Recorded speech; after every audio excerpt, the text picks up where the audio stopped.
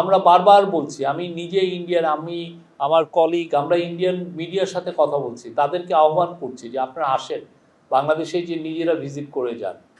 কিন্তু কথা হচ্ছে যে অনেক ক্ষেত্রে আমরা দেখছি যে ওরা তথ্যগুলো পাচ্ছে খুবই তাদের লাইকিংয়ে, যারা পড়ছে সেই লাইকিংয়ের মধ্যে থেকে তারা তথ্যগুলো নিচ্ছে, এবং অনেক ক্ষেত্রে নেম ছাড়া, নাম ছাড়া তথ্য নিচ্ছে।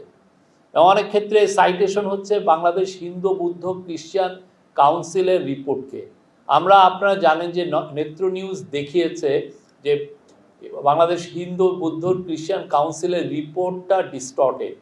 এই রিপোর্টের বড় রকমের গলদ আছে, সেখানে 9 জনের মৃত্যুর কথা বলা হয়েছে, কিন্তু দেখা যাচ্ছে যে এর মধ্যে অলমোস্ট এভরি মৃত্যুই এটা কোনো রিলিজিয়াস কারণে হয়নি বা কমিউনাল ভায়োলেন্সের কারণে হয়নি।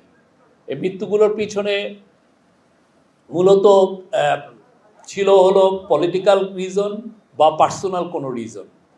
তো আমরা এটা বলছি হিন্দু বৌদ্ধ কাউন্সিলের, অথচ দেখা যাচ্ছে হিন্দু বৌদ্ধ কাউন্সিলের রিপোর্ট নিয়ে কিন্তু বাইরে অনেকে এটাকে 11 মিলিয়ন বার এটাকে সাইটেশন হয়েছে।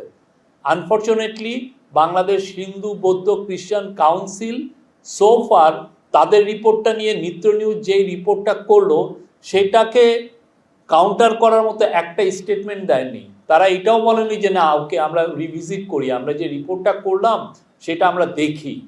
আমরা ইভেন গ্লোবাল হিউম্যান রাইটস অর্গানাইজেশনকেও আমরা আহ্বান করি যে আপনারা এসে দেখে যান কি হচ্ছে। আমরা কাউকে তো বন্ধ করছি না, আমাদের ওপেননেস আছে, আমাদের সমস্ত অ্যাক্টিভিটিসে আমরা খুব ট্রান্সপারেন্ট, আমরা সবাইকে বলছি দেখেন। কিন্তু কথা হচ্ছে যে আপনি অনেকের ক্ষেত্রে অনেকে চোখ কান নাক বন্ধ করে মুখ ও বুধিরের মতো থেকে না, সে যেটা বলছে সেটাই সত্য। আমরা বারবার বলছি, কিন্তু আমাদের কথাটা অনেক ক্ষেত্রে দেখা যাচ্ছে যে তারা শুনেও না শোনার ভান করছে।